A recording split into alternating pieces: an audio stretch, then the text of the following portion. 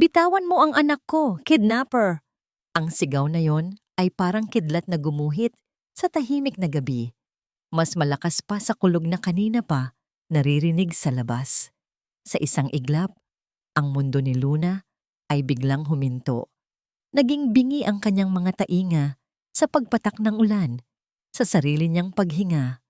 Ang tanging naririnig niya ay ang matinis na boses ni Ma'am Amelia na umuulit-ulit sa kanyang isipan. Kidnapper.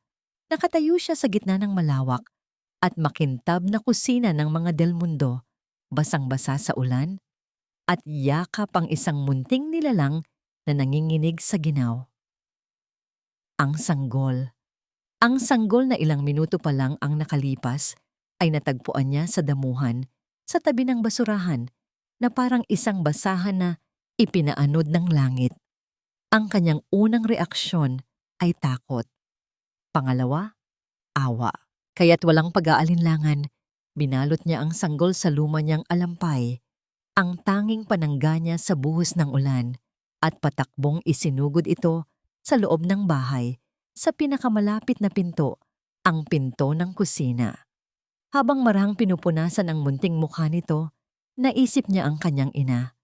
Kinantahan pa nga niya ito ng isang lumang uyayi, pabulong, para lamang mapakalma ang halos hindi marinig na pag-iyak nito.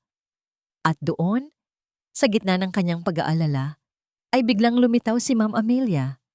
Hindi gulat, hindi takot, kundi galit. Isang galit na hindi maintindihan ni Luna. Anong nangyayari dito? Ang boses na yon, malalim, may awtoridad. Ang boses ni Sir Tomas. Mabilis itong bumaba ng hagdan, na alarma ng sigaw ng asawa. Nakasuot pa ito ng pantulog na sutla. Ang mga mata niya ay agad na napako sa sanggol na hawak ni Luna. Tomas, tingnan mo! Humagulgol si Amelia. Tumakbo sa likod ng asawa na para bang si Luna ay may hawak na patalim. Nakita ko siya. Dahan-dahan siyang pumasok sa kusina. Itatakas na niya ang baby natin. Hindi po. Ang mga salita ay gustong kumawala sa lalamunan ni Luna, pero tila naipit ang mga ito doon. Sir Tomas, hindi po totoo yan. Tiningnan siya ni Tomas. Ang mga mata nito na dati may bahid ng kabaitan sa tuwing magkakasalubong sila sa pasilyo ay ngayoy puno ng pagkasuklam at pagkadismaya. Sa kusinang yon, sa loob ng 5 taon, walang araw na hindi niya pinagsilbihan si Ma'am Amelia. Siya ang nagtitimpla ng kape nito sa umaga, ang nag-aabot ng tsinelas nito, ang tagapakinig sa mga walang katapusang reklamo nito. At si Sir Tomas, iginagalang niya ito, isang taong matalino at disente. Paano nangyari ito? Nakita ko lang po siya sa labas. Halos pabulong na sabi ni Luna, habang mas humigpit ang yakap niya sa sanggol, na tila doon na lamang siya humuhugot ng lakas. Sa tabi po ng basurahan, nilalamig. Sinungaling! Sigaw muli ni Amelia. Bakit mo ninanakaw ang anak ko? Anong kailangan mo? Pera? Sabihin mo.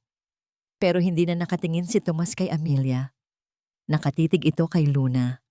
Ang bawat segundo ng katahimikan ay parang isang mabigat na batong pumapasan sa kanyang mga balikat. Nakita niya ang pagbabago sa mukha nito, mula sa pagkalito, patungo sa isang malamig at matigas na desisyon. Isang hatol. Hindi na ito nagtanong, hindi na ito nag-imbestiga. Para sa kanya, tapos na ang lahat. Ang salita ng kanyang asawa laban sa salita ng isang hamak na katulong. Dahan-dahan, itinaas ni Tomas ang kanyang kamay at itinuro ang pinto sa likuran ni Luna. Ang pinto kung saan siya pumasok, dala ang pag-asang makatulong. Ang pinto na ngayoy magiging hadlang sa lahat ng pinaghirapan niya at ng kanyang ina. Ang mga labi nito ay bahagyang bumuka. At sa isang boses na walang emosyon, na mas masakit pa sa isang sampal, binitiwan nito ang mga salitang dumurog sa puso ni Luna. Umalis ka. Ngayon din. Ang pagsara ng pinto ay parang isang malakas na sampal sa pisngi ni Luna. Ang bigat ng kahoy at ang pag-click ng seradura ay hudyat ng pagtatapos ng lahat. Sa labas, ang ulan ay tila nakikidalamhati. Bumubuhos ng walang tigil, nilalamon ang kanyang mga hikbi. Ilang saglit siyang nakatayo roon, sa labas ng pintong pamilyar, hindi makagalaw. Hindi niya alintana ang panunuot ng ginaw sa kanyang mga buto. Mas malamig, mas masakit ang kirot sa loob ng kanyang dibdib. "Luna, anak!" Ang boses ng kanyang ina, si Aling Elena, ang pumunit sa kanyang pagkatulala. Nakasilong ito sa maliit na e-bike nila. Hawak ang dalawang bag na naglalaman ng lahat ng ari-arian nila sa mundo. Mga damit, isang maliit na radyo, at mga pangarap na ngayon ay basang-basa na rin ng ulan. Anong nangyari? Bakit? Bakit tayo pinalayas? Nanginginig na tanong ni Aling Elena. Ang mukha ay puno ng pag-aalala at pagkalito. Hindi makasagot si Luna. Paano niya ipapaliwanag ang isang bagay na kahit siya ay hindi maintindihan? Na ang isang gawa ng kabutihan ay naging isang kasalanang walang kapatawaran? "Halika na, Nay." Iyon na lang ang naibulong niya. Hinila ang ina palayo sa bahay na nagsilbi nilang tahanan at kulungan sa loob ng maraming taon. Ang biyahe pabalik sa kanilang dating barangay ay isang mahabang katahimikan. Tanging ang ugong ng makina, ng e-bike, at ang lagaslas ng ulan ang maririnig. Bawat metro na inilalayo nila sa mansyon ay parang isang hakbang papalapit sa isang madilim na hinaharap. Pagdating nila sa maliit na eskinita, kung saan naroon ang inuupahan nilang kwarto, halos hating gabi na, basang-basa, pagod, at walang lakas. Ngunit ang pinakamasakit na dagok ay hindi pa dumarating. Pagbukas nila ng pinto, ang mga mata ng kanilang mga kapitbahay mula sa kabilang bintana ay nakatutok sa kanila. Mga matang mapanghusga, mga bibig na nagbubulungan. Ang tsismis, mas mabilis pa ito sa kidlat. "Sinira mo ang buhay natin, Luna." Umiiyak na, sabi ni Aling Elena nang makapasok sila sa loob. Isinubsob nito ang mukha sa kanyang mga palad. "Sinira mo ang lahat." "Nay, hindi ko po kasalanan." "Anong hindi?" Biglang tumaas ang boses ni Aling Elena. Isang bagay na bihirang mangyari. Ang mga mata niya'y namumula sa galit at pighati. "May utang na loob tayo sa kanila. Tinanggap nila ako kahit matanda na. Pinag-aral kanila kahit high school. Ibinigay nila ang lahat. At ito ang isusukli mo? Isang eskandalo? Pero tinulungan ko lang po yung sanggol." Giit ni Luna. Ang sarili niyang luha ay nagsisimula ng mamuo. "At naniwala ba sila sa'yo?" "Hindi." "Dahil sino ba naman tayo, Luna? Sino ba tayo para paniwalaan laban sa isang Doña Amelia?" Ang mga salita ng ina ay parang mga punyal. Alam niyang hindi galit ang tunay na nararamdaman nito, kundi takot. Takot sa kawalan, takot sa gutom, takot sa kahihiyan, ang bigat ng hiya. Umupo si Aling Elena sa isang sulok sa ibabaw ng kanilang lumang banig. Dahan-dahan niyang kinuha mula sa ilalim ng unan ang isang lata ng biskwit. Pagbukas nito, hindi biskwit ang laman, kundi ang kaunting perang naipon niya sa loob ng ilang taon. Mga gusot na 20, 50, at iilang 100. Nanginginig ang mga kamay niyang iniabot iyon kay Luna. "Yan na lang ang natitira sa atin," sabi nito sa basag na boses. "Pagkasyahin natin." Nakatitig lang si Luna sa pera. Ang lalamunan niya'y tila may nakabara. Ang bawat piraso ng papel na yon ay simbolo ng pawis at sakripisyo ng kanyang ina. At ngayon, dahil sa kanya, baka hindi pa ito magtagal. Sa gitna ng kanilang pagdadalamhati, isang malakas at sunod-sunod na katok sa pinto ang nagpatayo sa kanilang mga balahibo. Nagkatinginan sila ni Aling Elena, baka sa kanilang mga muka ang iisang tanong, "Sino yan?" Nanginginig na lumapit si Luna sa pinto. Sumilip siya sa maliit na butas. Dalalawang lalaking nakauniporme, mga tanod ng barangay, Binuksan niya ang pinto. "Magandang gabi po," sabi ng isa. Ang mukha ay seryoso at walang emosyon. "Pinapasundo po si Luna Sandoval. Kailangan niyo pong sumama sa amin sa barangay hall." Parang gumuho ang sahig na kinatatayuan ni Luna. Naramdaman niya ang pagkapit ng kanyang ina sa kanyang braso. Mahigpit na para bang iyon na ang huling pagkakataon. Ang mga bulungan sa labas ay tila lalong lumakas. Ang mga bintana ay lalong dumami ng mga matang nakatingin. Ang bigat ng kahihiyan. Ito na pala iyon. At nagsisimula pa lang ang paglalakad mula sa kanilang munting kwarto hanggang sa dulo ng eskinita ay parang isang prosesyon ng kahihiyan. Bawat bintanang nadadaanan nila ni Luna ay may mga matang sumusunod sa kanila. Mga aninong nagbubulungan sa dilim. Ang mahigpit na pagkakahawak ni Aling Elena sa kanyang braso ang tanging nagpapatatag sa nanginginig niyang mga tuhod. Ang barangay hall ay maliwanag, ngunit malamig. Ilang mga tanod ang naroon, nakatingin sa kanila na para bang sila na ang pinakamalaking kriminal sa buong Maynila. Isang opisyal ang nagsimulang magtanong, mga tanong na paulit-ulit at nakakabingi. "Saan mo dinala ang bata? Magkano ang hiningi mong ransom? Uwamin ka na lang, iha." "Hindi po totoo lahat ng yan." Paulit-ulit na sagot ni Luna. Ang boses ay paos na sa pagpipigil ng iyak. Nang tila wala ng pag-asa, isang malakas na boses ang pumuno sa loob ng munting opisina. "Anong kaguluhan ito, Kap?" Lahat sila ay napalingon. Nakatayo sa may pinto ang isang babaeng nasa mga 60 anyos, nakapamewang. Ang kanyang buhok na medyo may puti na ay nakapusod ng mahigpit. Nakasuot ito ng duster na may mga bulaklak, ngunit ang tindig nito ay parang isang general. Si Aling Nena, ang may-ari ng pinakasikat na karinderya sa kanilang lugar. Isang babaeng iginagalang ng lahat. "Ay, Aling Nena, magandang gabi po." Tila nag-aalangang bati ng kapitan ng barangay. "May reklamo po kasi itong si Luna Sandoval. Kidnapping daw po." Tumingin si Aling Nena kay Luna, isang tinging matalas na tila binabasa ang kanyang kaluluwa. Kilala siya nito. Sa karinderya nito, siya tumatakbo para bumili ng suka noong bata pa siya. Sa lugar nito, siya nakikikain kapag ginagabi ng wi ang kanyang ina. "Kalokohan," maring sabi ni Aling Nena na ikinagulat ng lahat. Lumapit ito kay Luna at hinawakan ang kanyang balikat. "Pinalaki ko na ang batang yan sa paningin ko. Hindi pa yan nakakadampot ng pisong hindi kanya.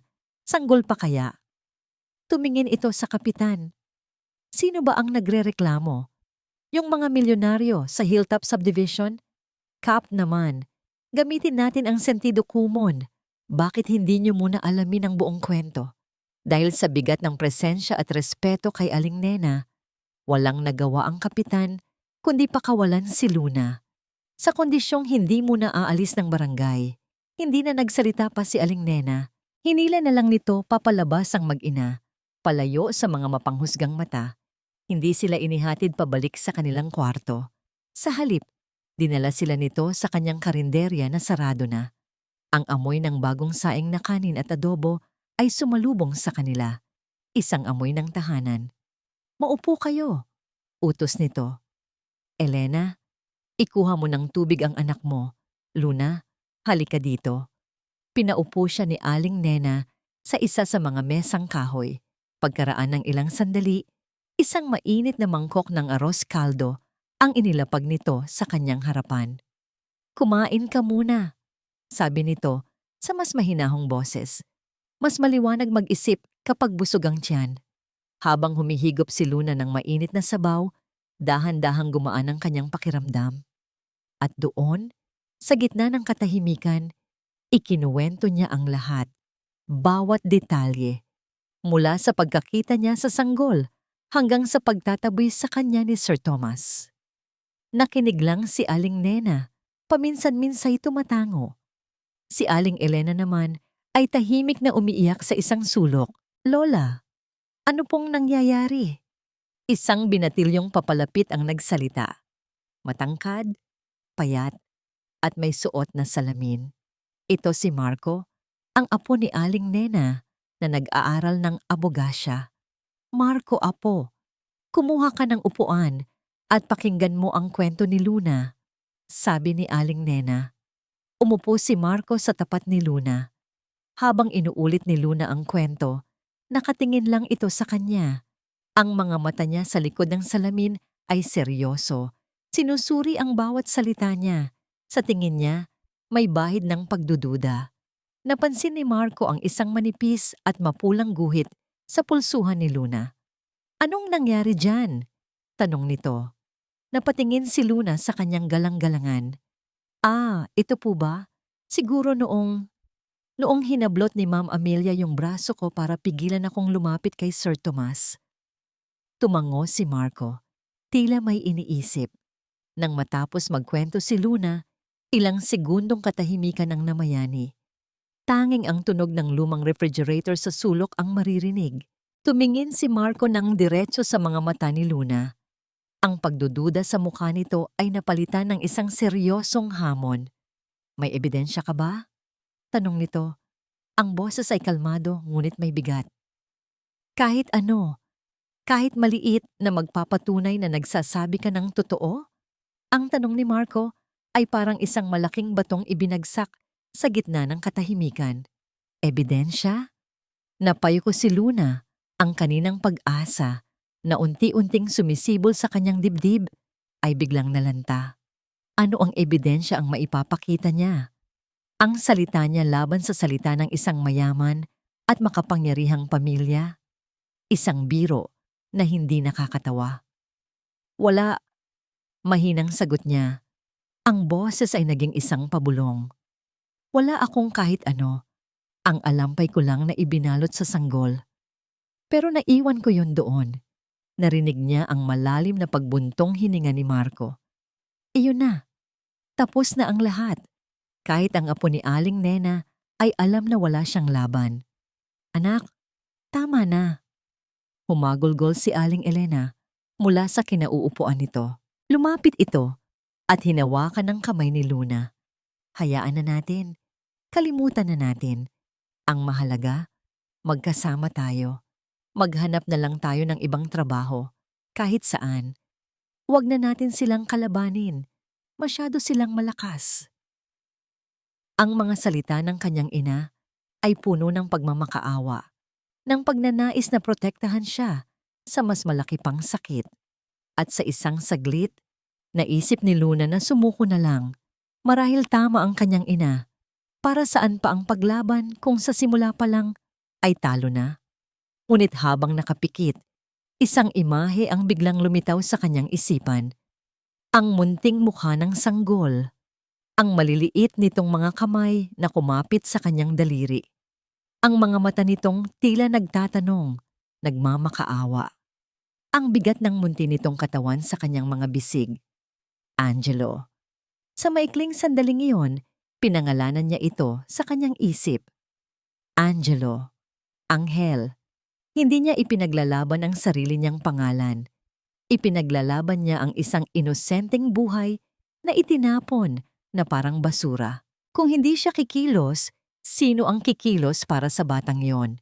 Doon, sa gitna ng pagod at kawalan ng pag-asa, isang kakaibang tapang ang biglang umusbong sa puso ni Luna. Isang tapang na hindi nanggagaling sa galit, kundi sa pagmamahal. Bigla siyang napamulat. May naalala siya, isang maliit, halos hindi mahalagang detalye. Teka, sabi niya. Biglang napatayo. Kinapa niya ang bulsa ng kanyang basang pantalon. Ang puso niya'y kumakabog ng malakas. Nandoon pa kaya? At naramdaman niya ito. Isang maliit at matigas na bagay. Dahan-dahan, inilabas niya ang kanyang kamay at ibinukas ang kanyang palad sa ilalim ng ilaw ng bumbilya. Sa gitna ng kanyang palad ay isang maliit na butones. Itim, makintab, na may kakaibang disenyong ginto sa gitna. Hindi ito ordinaryong butones. Mukha itong mamahalin. Nalaglag to, paliwanag ni Luna. Ang boses ay nanginginig sa pananabik. Nalaglag to mula sa coat ni Ma'am Amelia. Noong tinulak niya ako, kinuha ni Marco ang butones. Tiningnan niya itong mabuti. Inikot-ikot sa kanyang mga daliri. Hindi ito sapat para manalo sa isang kaso. Alam yon ni Luna. Pero ito ay isang bagay, isang patunay na naroon si Amelia. Isang hibla ng katotohanan sa gitna ng dagat ng kasinungalingan. Tumingin si Marco mula sa butones patungo kay Luna. Nakita nito ang apoy na muling nag-aalab sa kanyang mga mata. Hindi na ito ang babaeng sawi at talunan kanina. Lalaban ako, mariing sabi ni Luna, hindi lang kay Marco, kundi sa kanyang ina at sa sarili niya. Kahit anong mangyari, lalaban ako. Hindi pa man nakakasagot si Marco, biglang nag-ring ang cellphone ni Aling Elena. Isang luma at depindot na telepono. Nagkatinginan sila. Sino ang tatawag ng ganoong oras ng gabi? Sinagot ni Aling Elena ang tawag, naka-loudspeaker. Hello, katahimikan sa kabilang linya. Pagkatapos, isang malamig at baritonong boses ng lalaki ang nagsalita. Dahan-dahan at may diin. Elena Sandoval? To? Hindi na mahalaga kung sino ako, sabi ng boses. Makinig kang mabuti. Isang babala lang ito. Manahimik kayo at bibigyan namin kayo ng pera. Malaking pera, sapat para magbagong buhay. Pero kapag nagmatigas kayo, huminto ang boses na tila hinahayaan silang namnamin ng banta. Baka hindi lang kulungan ang bagsak ng anak mo. At pagkatapos ay ibinaba na ang tawag, nag-iwan ng isang nakabibinging katahimikan sa loob ng karinderya. Ang banta sa telepono ay nag-iwan ng isang makapal na kumot ng takot sa loob ng karinderya. Si Aling Elena ay napaupo na lang sa sahig, nanginginig at umiiyak nang walang tunog. Maging si Aling Nena ay hindi makapagsalita. Ang kanyang mukha ay nagpapakita ng matinding pag-aalala. Si Marco ang unang bumasag sa katahimikan. Kinuha niya ang cellphone ni Aling Elena. Tiningnan ang numero. Unknown number. Inaasahan ko na to. Tumingin siya kay Luna. Ang apoy sa mga mata nito kanina ay bahagyang nandilim dahil sa takot. Ngunit hindi ito namatay. Plinano nila ang lahat, sabi ni Marco. Ang boses ay seryoso. Mula sa pag-alis sa bata, sa pag-aakusa sa'yo, hanggang sa pananakot na to, ibig sabihin may tinatago sila at ibig sabihin may kahinaan sila. Umupo siya sa tapat ni Luna at kumuha ng isang papel na resibo at ballpen. Okay, ito ang plano. Sabi niya, ang kanyang pagiging estudyante ng abogasya ay lumabas. Ang butones na to magandang panimula, pero hindi sapat. Ang kailangan natin ay isang taong magpapatunay na kasama mo ang sanggol bago pa dumating si Amelia. O isang taong magpapatunay na may alam si Amelia tungkol sa sanggol bago pa ang gabing yon. Gumuhit siya ng 2 kahon sa papel. 2 ang posibleng testigo. Una, ang totoong ina ng bata, ang surrogate mother. Pero siguradong naitago na nila yon.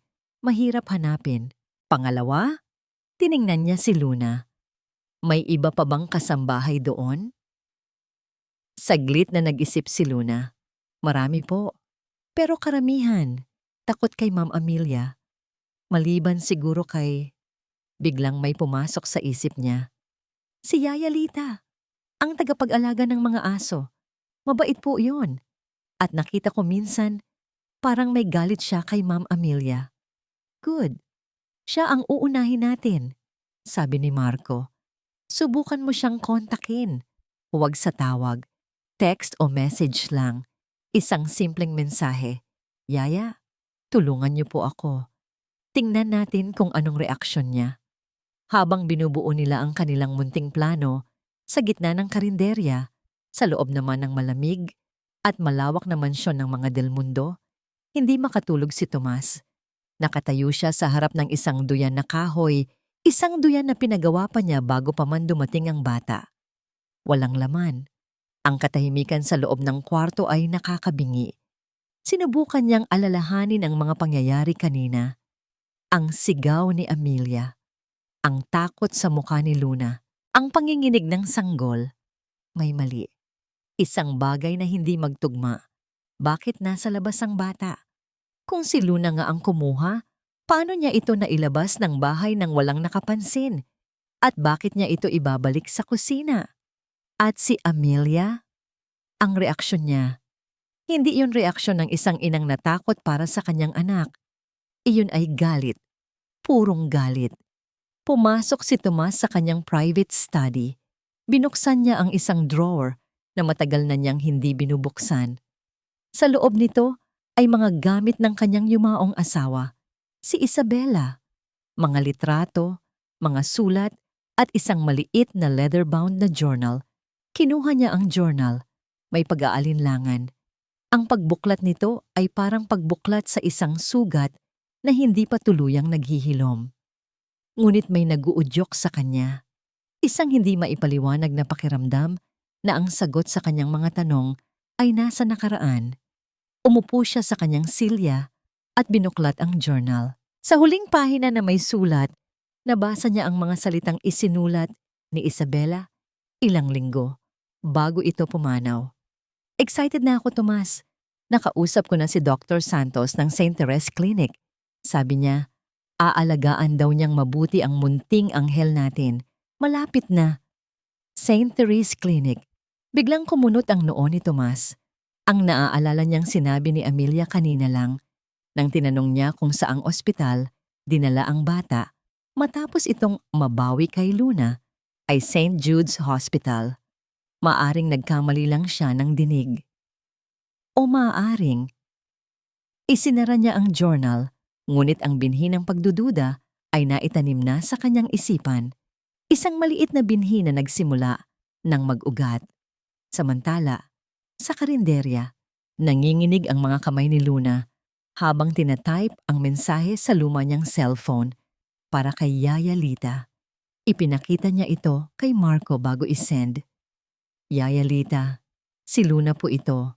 Tulungan niyo po ako. Alam niyo po ang totoo. Sinend niya at nagsimula ang pinakamahabang paghihintay sa kanyang buhay. Ilang oras ang lumipas, halos mag-uumaga na. Si Aling Elena ay nakatulog na sa isang silya, pagod sa kaiiyak. Si Aling Nena ay naghahanda na ng mga lulutuin para sa pagbubukas ng karinderya. Biglang nag-vibrate ang cellphone ni Luna. Halos mapatalon siya sa gulat. Mabilis niya itong tiningnan.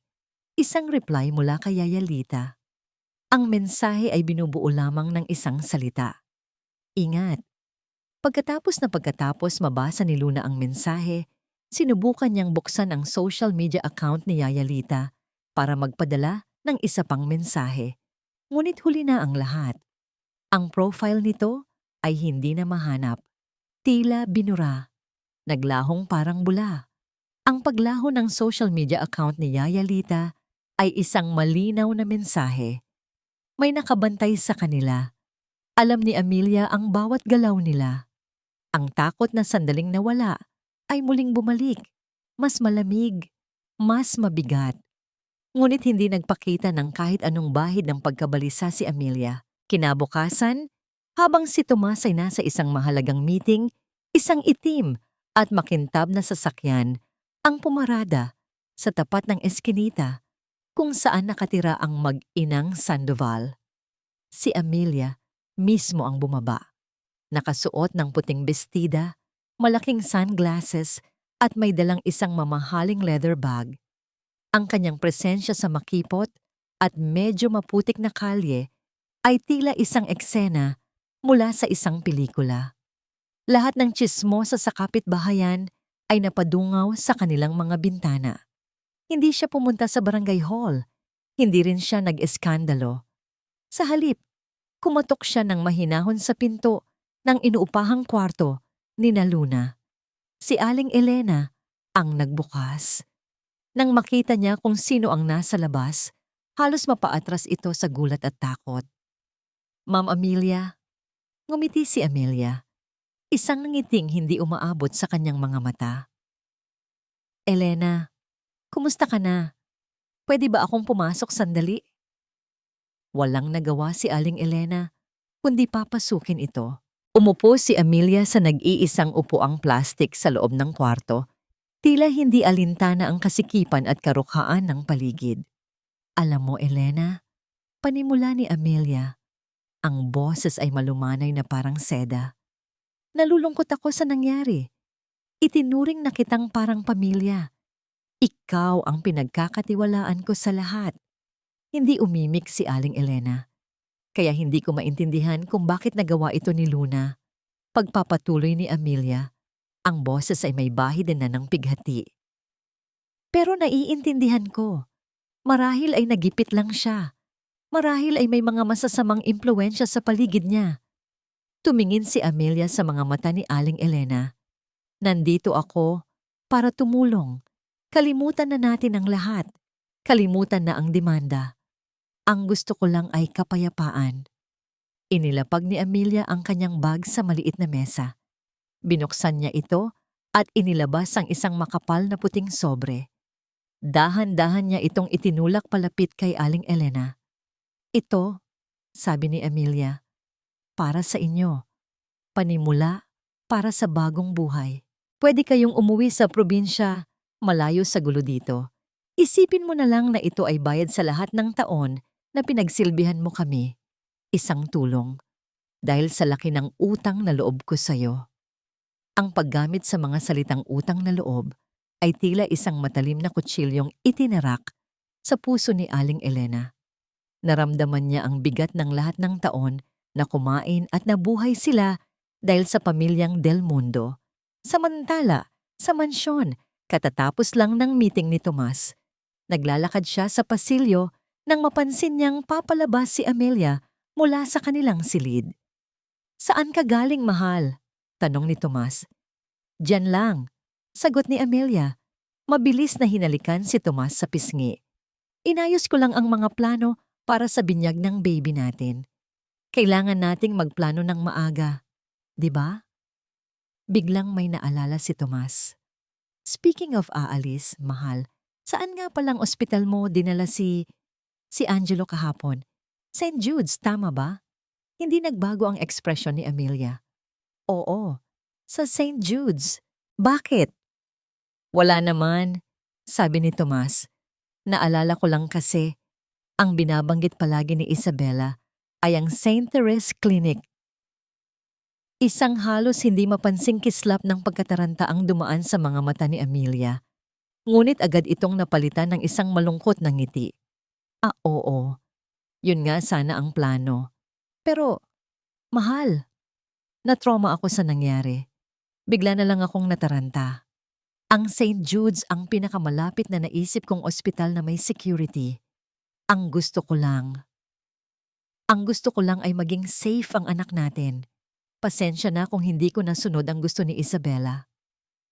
Ang paliwanag ay lohikal. Ang mga luha sa gilid ng mata ni Amelia ay tila totoo. Halos naniwala na naman si Tomas. Halos. Pagkaalis ni Amelia, pumasok ito sa kanyang sasakyan. Huminto ito saglit sa harap ng gate. Tumingin siya sa kanyang rearview mirror. Dahan-dahan niyang inayos ang kanyang buhok at ang malungkot na ekspresyon sa kanyang mukha ay dahan-dahang naglaho, napalitan ng isang malamig at kalkuladong ngiti. Ang anino ng kanyang tagumpay. Pabalik sa karinderya, nagmamadaling pumasok si Aling Elena. Dala-dala ang puting sobre. Si Luna at Marco ay naroon, nag-uusap. Inilapag ni Aling Elena ang sobre sa mesa, ang kamay ay nanginginig. Ang bigat nito ay tila bigat ng isang blok ng semento. Napatitig si Luna sa sobre. Hindi niya kailangang tanungin kung ano ang laman niyon o kung kanino galing. Tumingin ang ina sa kanyang mga mata. Ang sarili nitong mga mata ay puno ng luha at pagmamakaawa. Anak, itigil na natin to, sabi nito sa basag na tinig. Pakiusap, para sa tinto. Ang puting sobre sa ibabaw ng mesa ay parang isang bombang naghihintay na sumabog. Ang katahimikan sa pagitan ni Luna at ng kanyang ina ay mas mabigat pa sa lahat ng salitang hindi nila masabi. Nay, hindi natin pwedeng tanggapin yan, mariing sabi ni Luna. Itinutulak palayo ang sobre na parang isang maruming bagay. Bakit hindi? Sigaw ni Aling Elena. Ang pagtitimpi nito ay tuluyan ng bumigay. Ano pa bang gusto mong patunayan, Luna? Na matapang ka? Na kaya mo silang labanan? Tingnan mo kung nasaan tayo ngayon. Dahil sa katigasan ng ulo mo, wala na tayong trabaho, pinagtsitsismisan tayo ng buong barangay, at baka bukas makalawa, nasa kulungan ka na. Pero pera nila yan, Nay. Pera ng kasinungalingan. Pera pa rin to.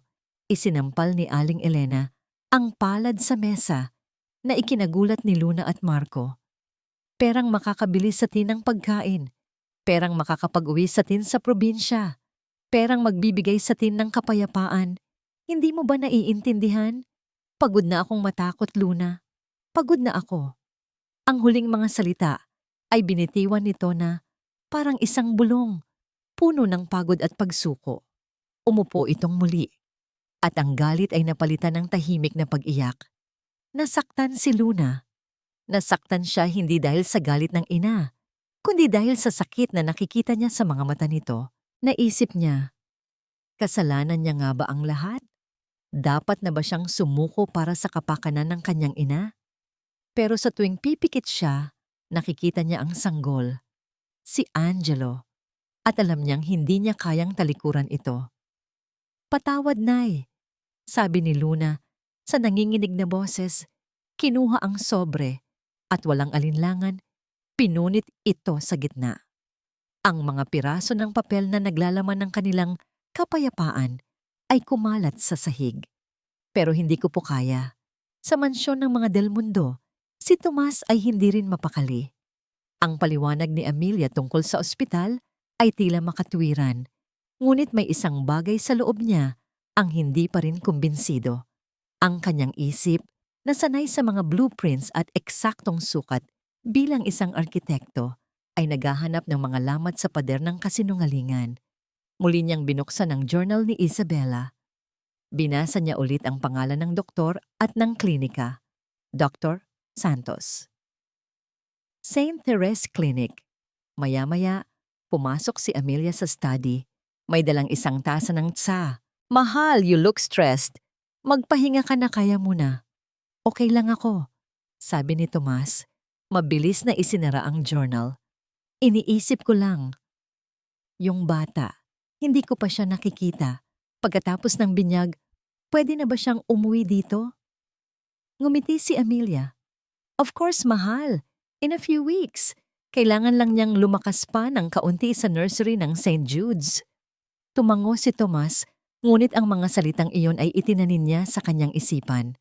Kinabukasan, habang nasa opisina si Amelia, sinamantala ni Tomas ang pagkakataon. May kung anong puwersa ang nagtulak sa kanya na gawin ang isang bagay na hindi niya dapat ginagawa. Pumunta siya sa walk-in closet ni Amelia, nagsimula siyang maghalongkat. Hindi niya alam kung ano ang hinahanap niya. Isang resibo? Isang dokumento? Kahit ano. Sa ilalim ng isang tumpok ng mga scarf sa isang drawer, nakita niya ang isang maliit na appointment book. Binuklat niya ito. Karamihan ay mga schedule ng meeting at social events. Ngunit isang entry, 2 linggo na ang nakalipas, ang kumuha ng kanyang atensyon. Nakasulat dito, 2 p.m., Dr. Reyes, Greenfield Medical Tower. Greenfield Medical? Hindi St. Jude's, hindi rin St. Therese. At sino si Dr. Reyes? Isang ideya ang pumasok sa isip ni Tomas. Isang ideyang desperado. Kinuha niya ang kanyang telepono at nag-dial. Nagpakilala siyang personal assistant ni Amelia Del Mundo. Nagtatanong para kumpirmahin ang susunod na appointment nito. Ay sir, sabi ng sekretarya sa kabilang linya. Wala pa pong nakaschedule na follow-up check-up si Mrs. Del Mundo para sa kanyang postnatal care. Postnatal care? Pag-uulit ni Tomas, ang puso niya'y biglang kumabog ng mabilis. Akala ko ba para sa sanggol ang appointment niya dyan? Narinig niya ang pagkalito sa boses ng sekretarya. Naku, hindi po, sir. Ang pasyente po ni Dr. Reyes ay si Mrs. Amelia Del Mundo mismo. Nandito po sa record niya. She gave birth 2 weeks ago. Ang telepono ay halos malaglag mula sa kamay ni Tomas. Ang asawa niya, nanganak? Pero paanong? Biglang nag-flashback sa isip niya ang lahat. Ang pagod palagi ni Amelia nitong mga nakaraang buwan.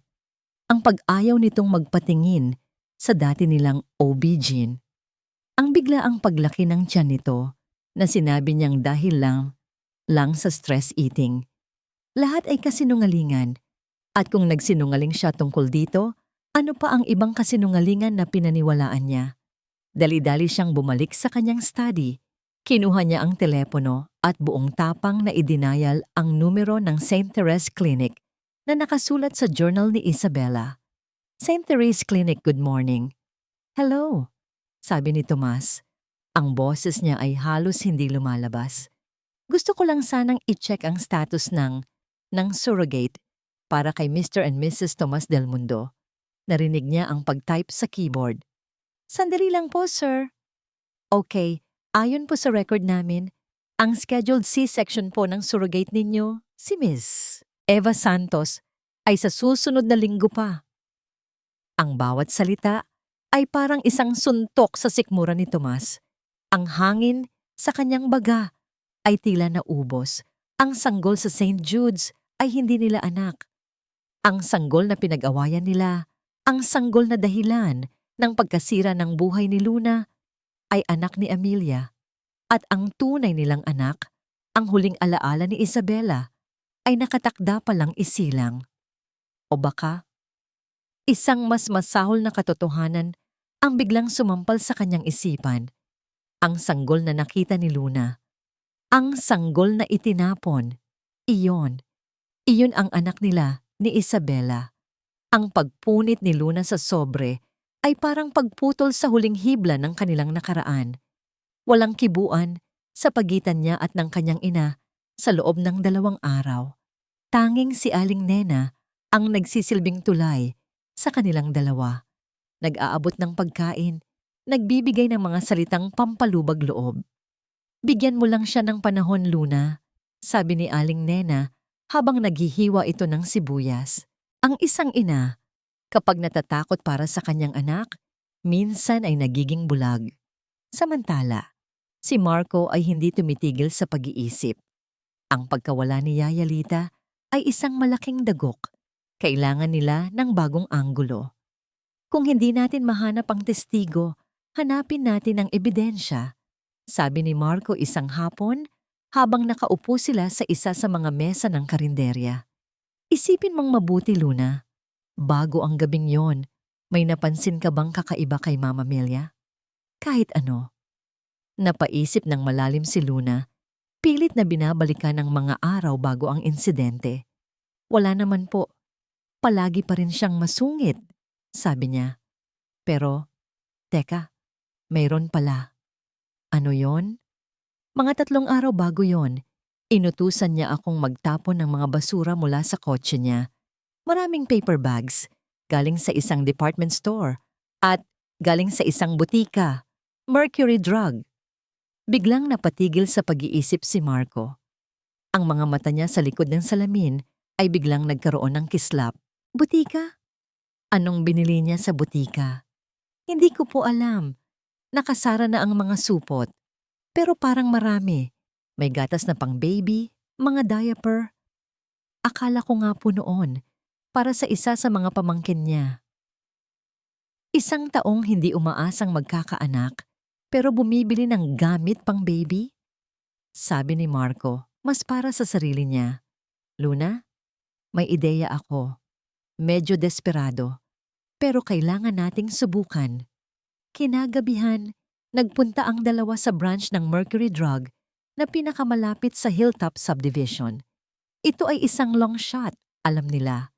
Pero ito lang ang meron sila. Pumasok sila sa loob. Nagkunwari si Marco na tumitingin ng mga gamot habang si Luna ay lumapit sa isang pharmacist na medyo may edad na. Good evening po, ma'am. Magalang na bati ni Luna. Pasensya na po sa abala. May itatanong lang po sana ako. Yung amo ko po kasi, si Mrs. Del Mundo, may pinabili po siyang gamot dito ilang araw na ang nakalipas. Kaso nawala ko po yung resibo.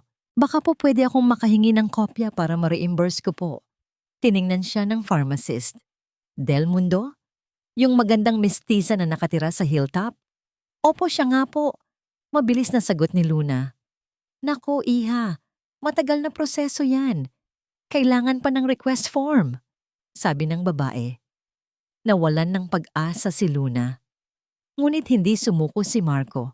Lumapit ito. Ma'am, pasensya na po, sabi ni Marco sa pinakamagalang niyang boses. Kailangan lang po talaga. Kasi po, first time po niyang magka-baby, kaya medyo high-strung. Baka po ako ang mapagalitan kapag hindi ko na ipakita yung resibo. Alam niyo na po ang mga bagong nanay. Ang pagbanggit sa bagong nanay ay tila may epekto. Ah, oo nga, sabi ng pharmacist na tila may naalala. Kawawa nga, mukhang stress na stress. Siya na mismo ang namili ng gatas at diaper. Ang dami nga parang nagpa-panic buying. Yun na nga po, ma'am. Pagsakay ni Marco. Kaya kung pwede po sana, kahit yung date lang po at total amount, para may maipakita lang po ako. Dahil sa awa at sa charm ni Marco, pumayag ang pharmacist.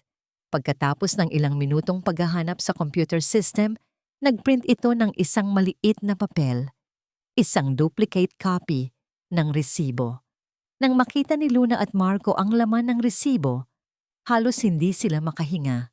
Gatas, diaper, biberon, cotton balls, baby oil, isang kompletong set ng gamit para sa isang bagong silang na sanggol. Ang petsa, 3 araw bago ang gabi ng insidente. Ang pangalan sa credit card na ginamit, Amelia R.B. Del Mundo. Hawak nila ang katotohanan. Isang resibo ng katotohanan. May laban na tayo, bulong ni Marco. Ang ngiti sa kanyang labi ay hindi mapigilan. Sa sobrang tuwa, hindi nila namalayan na halos magkayakap na sila sa gitna ng botika. Mabilis silang lumayo sa isa't isa. Kapwa medyo nahihiya. Paglabas nila, sa gitna ng kanilang munting selebrasyon, nagring ang telepono ni Marco. Isang kaklase niya mula sa law school. Marco, pre, anong ginawa mo? Tanong ng kaibigan niya sa kabilang linya. Ang boses ay nag-aalala. Bakit? Anong problema? May naghahanap sa'yo kanina dito sa university. Isang babae. Nagpakilalang abogado mula sa legal team ng Del Mundo. Nagtatanong tungkol sa'yo, sa mga records mo, kung sino mga kaibigan mo. Pre, mag-ingat ka. Mukhang malaking gulo yung pinasok mo. Biglang nanlamig ang dugo ni Marco. Ang saya na naramdaman niya kanina ay biglang napalitan ng kaba. Hindi lang si Luna ang target nila. Pati siya, sinusundan na rin. Ang balita na si Marco ay target na rin ng mga Del Mundo ay parang isang baldeng malamig na tubig na ibinuhos sa kanilang nag-aapoy na pag-asa. Marco, siguro dapat itigil mo na to, sabi ni Luna nang makabalik sila sa karinderya. Puno ng pag-aalala ang kanyang boses. Ayokong madamay ka pa. Pamilya ko ang may problema, hindi ikaw. Huli na para dyan, Luna. Seryosong sagot ni Marco habang tinitiklop at maingat na itinatago ang resibo sa kanyang wallet. Kapag pumasok ka sa law school, ang unang ituturo sa'yo ay ito. Kapag nasa panig ka ng tama, hindi ka pwedeng umatras. At isa pa, kasama na ako sa gulo na to. Ang pag-atras ay senyales ng pagkatalo. Ang determinasyon sa boses ni Marco ay nagbigay ng kaunting lakas kay Luna, ngunit hindi nito naalis ang takot na gumagapang sa kanyang dibdib. Alam na nila ngayon, hindi lang pera ang kalaban nila, kundi isang buong legal team. Isang hukbo ng mga abogadong kayang baliktarin ang puti para maging itim. Sa mansyon, alam ni Amelia na may gumagalaw. Ang pagtatanong ni Tomas tungkol sa ospital at ang biglaang pagtahimik ni Yaya Lita ay mga senyales na hindi niya pwedeng palampasin. Kailangan niyang tapusin ang problema habang maliit pa ito. At ang ugat ng problema ay si Luna. Dahil dito, nag-isip siya ng isang bitag. Isang gabi, habang tinutulungan ni Luna si Aling Nena na magligpit sa karinderya, nakatanggap siya ng isang text message mula sa isang hindi pamilyar na numero. "Luna, si Lita to. Gamit ko lang number ng pinsan ko. Huwag kang mag-reply. Magkita tayo bukas, 8 p.m. sa may lumang bodega malapit sa tulay. May sasabihin ako sa'yo. Importante. Ikaw lang mag-isa." Ang puso ni Luna ay biglang tumibok ng mabilis. Si Yaya Lita. Ito na ang pagkakataon nila. "Marco, tingnan mo." Halos pabulong niyang sabi, ipinakita ang text sa binata. Binasa ito ni Marco ng paulit-ulit. Kumunot ang kanyang noo. "Masyadong delikado, Luna. Bakit sa bodega? Bakit kailangang ikaw lang?" "Siguro takot siya," katwiran ni Luna. "Marco, kailangan kong pumunta. Baka ito na ang sagot sa lahat. Sasama ako." "Hindi pwede," sinabi niya. "Ako lang." Baka matakot siya at hindi na magpakita kapag nakita ka niya. Giit ni Luna. "Mag-iingat ako. Promise." Habang nagtatalo ang dalawa, sa kabilang banda ng Maynila, muling hinarap ni Tomas ang kanyang asawa.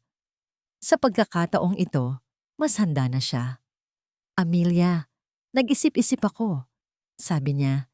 Sinisikap na maging kalmado. "Tungkol sa sinabi mo na ipinanganak ng premature ang bata. Nasaan ang mga papeles niya? Ang birth certificate?"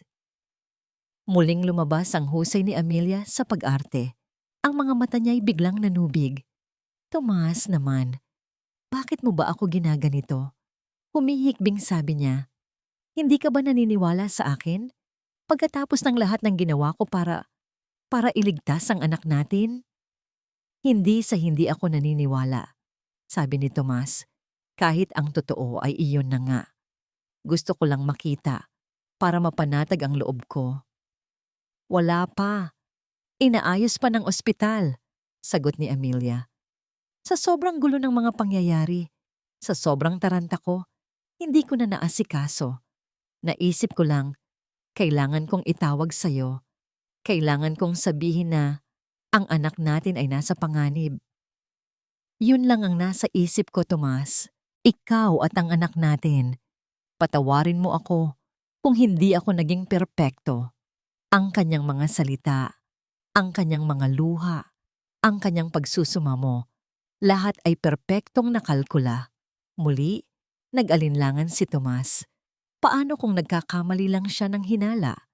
Paano kung ang lahat ng ito ay dala lang ng sobrang stress at pagdadalamhati? Tumango na lang si Tomas, tila kumbinsido. Ngunit sa loob-loob niya, alam niyang may mali pa rin. Ngunit wala siyang patunay. Wala pa. Kinagabihan, sa kabila ng pagtutol ni Marco, tumakas si Luna para pumunta sa lugar na sinasabi sa text. Nag-iwan lang siya ng isang maikling sulat sa kanyang ina na nagsasabing may pupuntahan lang siya at babalik din kaagad. Ang lumang bodega ay nasa isang madilim na bahagi ng syudad. Tanging ang ilaw mula sa buwan ang nagbibigay liwanag sa daan. Kinakabahan si Luna, ngunit itinulak niya ang sarili na magpatuloy. Pagdating niya sa harap ng bodega, walang katao-tao. Tanging ang tunog ng mga kuliglig at ang sarili niyang malakas na pagtibok ng puso ang naririnig niya. "Yaya Lita?" Tawag niya sa mahinang boses. Walang sumagot.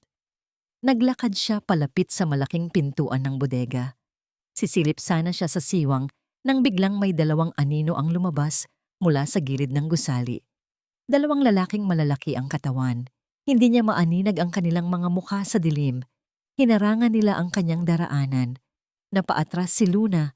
Ang takot ay biglang bumalot sa kanyang buong katawan. Hindi ito si Yaya Lita. Ito ay isang patibong. Itinaas ng isa sa mga lalaki ang kanyang cellphone. May dinial ito at inilagay sa loudspeaker. Ang boses na narinig ni Luna mula sa telepono ay pamilyar. Isang boses na malamig at puno ng panunuya. Ang boses ni Amelia. "Miss Luna," sabi ng boses mula sa telepono, "may mensahe ako para sa'yo at gusto kong makinig kang mabuti." Ang boses ni Amelia mula sa telepono ay parang yelo na dumampi sa balat ni Luna. "Narinig ko kasing matapang ka raw."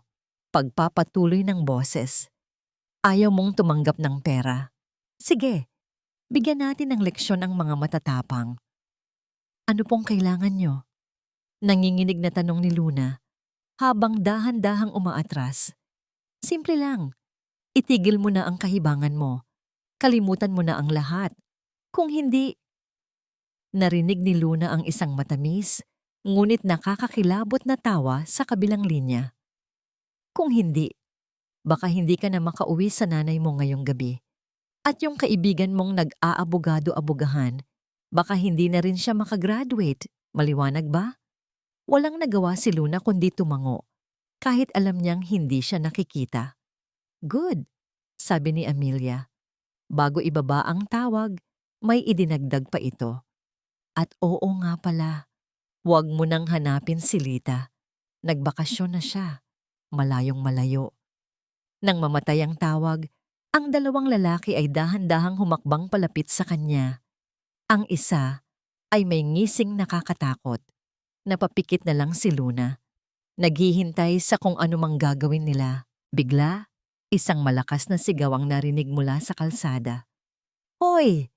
Anong ginagawa niyo dyan? Si Marco." Hindi niya sinunod ang bilin ni Luna. Ang masamang kutob niya ay nagtulak sa kanya na sundan ito. Menjaga jarak.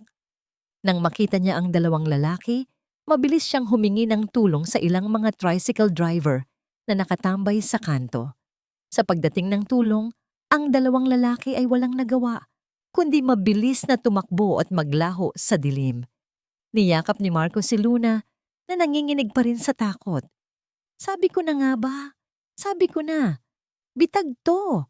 Okay ka lang. Wala ba silang ginawa sa'yo?" Umiling lang si Luna, hindi pa rin makapagsalita. Ligtas siya. Ngunit ang banta ni Amelia ay mas malinaw na ngayon kaysa dati. Kaya nitong gawin ang lahat. Samantala, sa mansyon, ang pagiging kumbinsido ni Tomas ay isang palabas lamang. Ang mga kasinungalingan ni Amelia ay masyado ng marami, masyado ng magulo. Alam niyang may tinatago ito.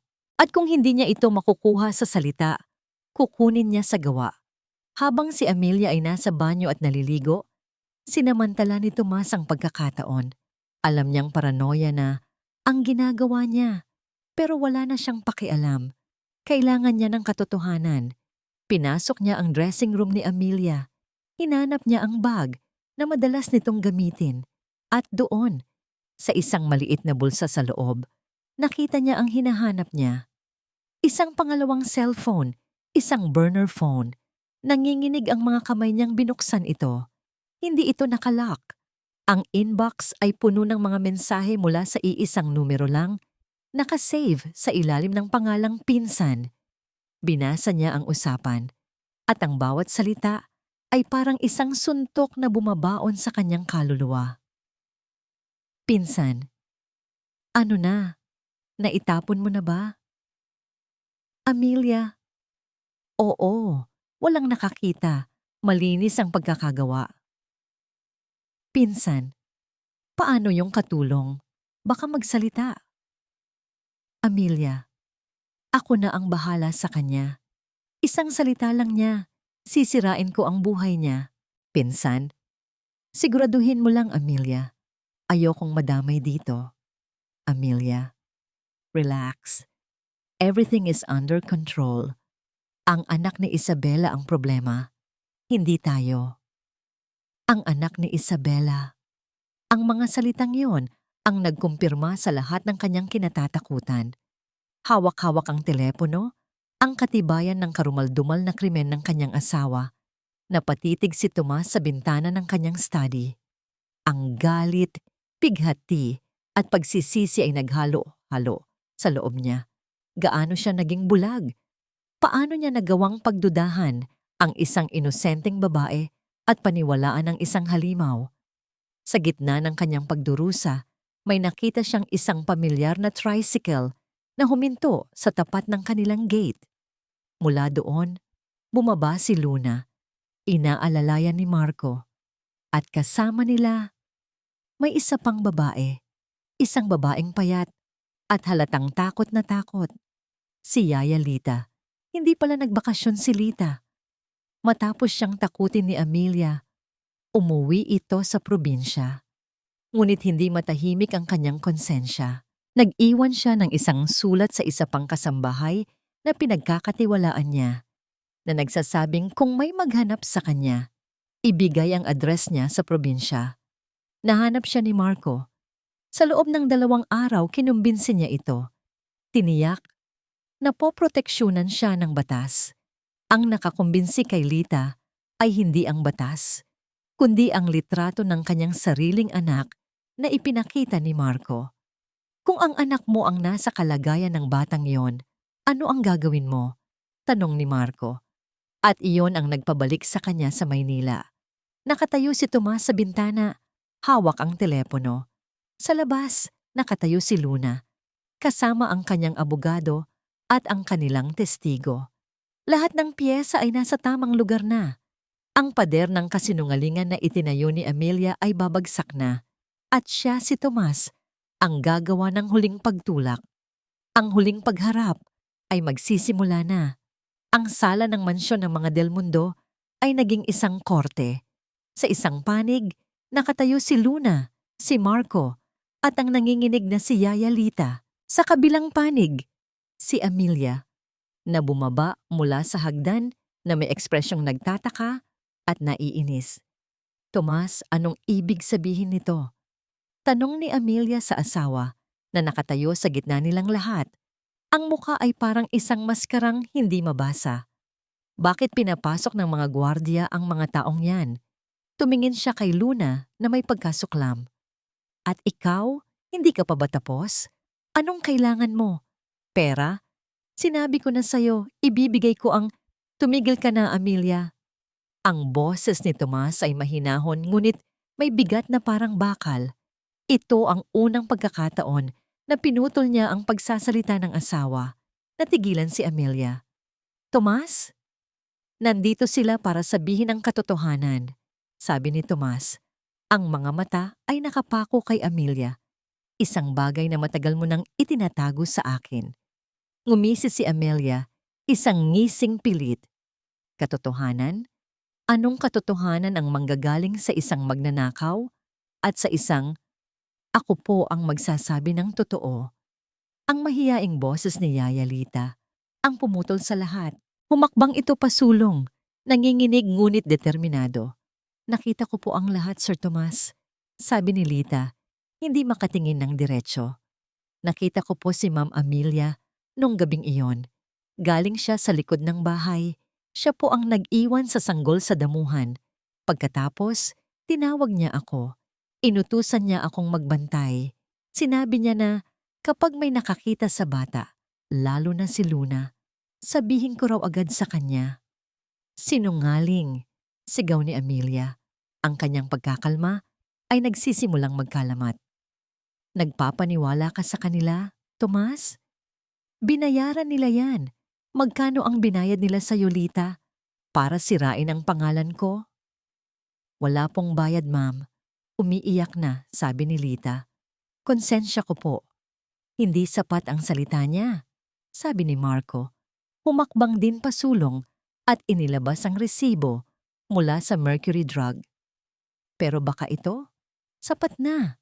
Isang resibo na nagpapatunay na si Mrs. Del Mundo ay bumili ng kumpletong gamit pangsanggol 3 araw bago pa makidnap ang bata. Paano niyo po ipapaliwanag to, ma'am? Tiningnan ni Amelia ang resibo at sa isang iglap, nawala ang lahat ng kulay sa kanyang mukha. Mga peke yan. Gawa-gawa niyo lang lahat ng yan. Desperadong sigaw niya. Bumaling muli kay Tomas. Mahal, maniwala ka sa akin. Sila ang nagsisinungaling. They are trying to destroy us. Sa buong panahong yon, si Luna ay nanatiling tahimik. Hindi niya tiningnan si Amelia. Ang mga mata niya ay nakatuon lamang kay Tomas.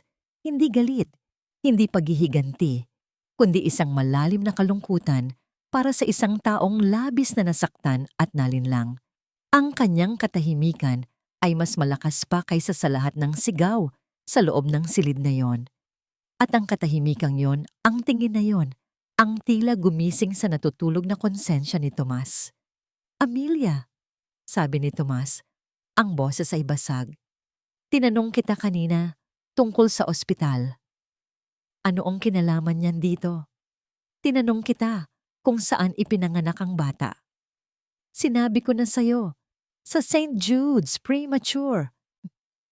Dahan-dahan, kinuha ni Tomas ang pangalawang cellphone mula sa kanyang bulsa. Itinaas niya ito para makita ng lahat. "Kung ganoon, bakit may mga mensahe ka sa pinsan mo dito?" sabi niya. Ang bawat salita ay mabagal at puno ng sakit na nagsasabing kailangan mong itapon ang anak ni Isabela. Iyon na, ang huling pako sa kabaong. Napatitig si Amelia sa telepono. Ang kanyang bibig ay bumuka, ngunit walang salitang lumabas. Ang kanyang mga mata ay nanlalaki sa takot at pagkabigla. Ang lahat ng kanyang kasinungalingan, lahat ng kanyang pinagplanuhan, ay gumuho sa isang iglap. Para siyang isang gusaling pinasabugan ng dinamita. Gumuho ang kanyang tindig, napaluhod siya sa sahig. Ang kanyang mga sigaw ay napalitan ng mga hagulgol na walang saysay. Tapos na ang lahat. Inutusan ni Tomas ang mga guwardiya na hawakan si Amelia. Hindi ito lumaban. Para na itong isang manikang basahan na walang buhay. Habang dinadala siya papalabas, ang kanyang mga mata ay naghahanap ng mga mata ni Tomas. Nagmamakaawa, ngunit hindi na siya tiningnan nito. Nang tumahimik na ang silid, naiwan silang apat. Si Tomas, si Luna, si Marco, at si Lita. Dahan-dahan, humarap si Tomas kay Luna. Ang kanyang mukha ay puno ng isang emosyong hindi maipinta. Isang pinaghalong pagsisisi, sakit, at kahihiyan. Hindi siya nagsabi ng sorry. Hindi siya humingi ng tawad. Sa halip, sa isang boses na nanginginig at basag, tinanong niya ang tanging bagay na mahalaga sa sandaling iyon. "Ang anak ko, si Angelo, nasaan siya?" Ang tanong ni Tomas ay nag-iwan ng isang malalim na katahimikan. Si Angelo, ang pangalang ibinigay ni Luna sa bata. Ang pangalang hindi naman dapat alam ni Tomas. Ngunit sa sandaling iyon, tila iyon ang pinakatamang pangalan sa buong mundo. Walang nagsalita. Si Luna lang ang tumango. Isang tango na nagsasabing, "Sumunod ka sa akin." Ang biyahe papunta sa karinderya ni Aling Nena ay kakaiba. Si Thomas, kasama ang kanyang driver, ay nakasunod sa tricycle kung saan sakay si Luna at Marco. Mula sa isang marangyang mansyon, patungo sa isang simpleng eskinita. Isang paglalakbay mula sa kasinungalingan, patungo sa katotohanan. Pagdating nila sa karinderya, naroon si Aling Nena, nag-aalala. Ngunit nang makita niya ang anyo sa mukha ni Luna, napalitan ito ng pag-unawa. Dinala ni Luna si Tomas sa isang maliit na silid sa likod ng karinderya. Sa ibabaw ng isang simpleng papag, mahimbing na natutulog ang isang sanggol, balot sa isang malinis na kumot. Mapayapa. Walang malay sa gulong nilikha niya sa mundo. Dahan-dahang lumapit si Tomas. Bawat hakbang niya ay tila may bigat. Pagdating niya sa tabi ng papag, napaluhod siya. Tinitigan niya ang munting mukha. Ang ilong, ang mga labi. Mga bakas ni Isabela, ang kanyang yumaong asawa, ang kanyang nawawalang pag-ibig. Sa unang pagkakataon, bumuhos ang mga luhang matagal na niyang itinatago. Hindi luha ng galit, kundi luha ng isang amang nakahanap sa kanyang nawawalang anak. Dahan-dahan niyang inabot ang kamay ng sanggol. Ang maliliit na daliri nito ay agad na kumapit sa kanya. Isang koneksyon, isang pangako. Si Luna ay tahimik na nakamasid mula sa may pinto. Sa tabi niya, si Aling Nena ay nagpupunas ng sarili nitong luha. Lumipas ang ilang araw Ang iskandalo sa pamilyang Del Mundo ay hindi lumabas sa media. Inayos ito ni Tomas ng pribado. Si Amelia ay ipinadala sa isang mental health facility sa ibang bansa. Isang paraan upang pagbayaran ang kanyang kasalanan nang walang dagdag na kahihiyan sa pangalan ng pamilya. Isang hapon, isang pamilyar na itim na sasakyan ang muling pumarada sa eskinita.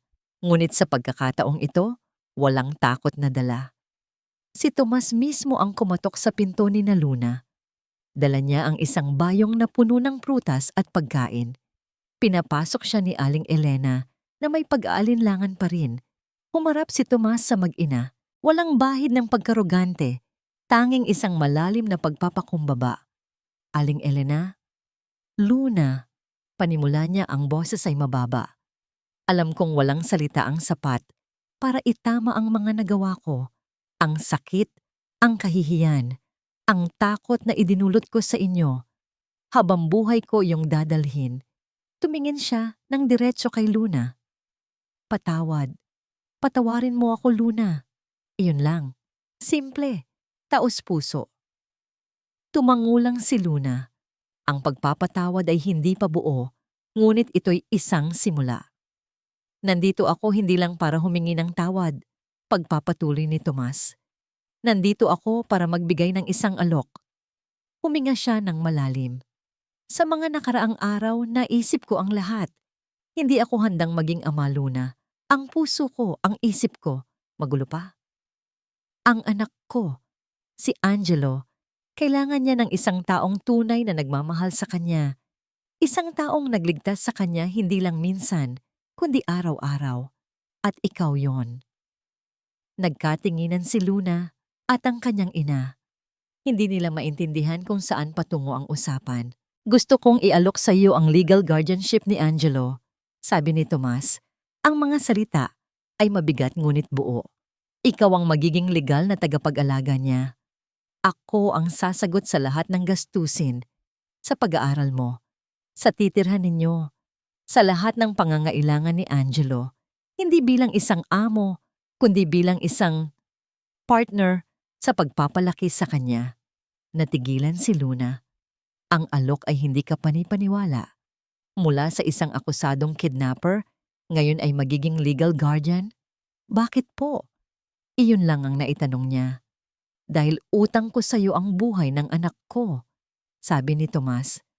At dahil alam kong sa iyo lang siya magiging tunay na ligtas at masaya, habang ako ay nag-aaral ulit kung paano maging isang tao, kung paano maging isang ama.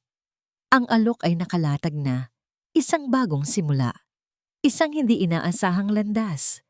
Sa labas, si Aling Nena ay nakatayo sa may pintuan ng kanyang karinderya, nakatanaw sa kanila.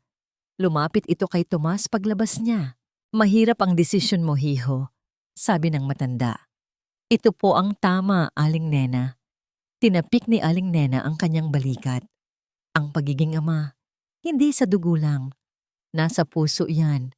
May panahon ka pa para matutunan. Naiwan si Luna sa loob ng kanilang munting kwarto. Ang alok ni Tomas ay umuugong pa rin sa kanyang isipan.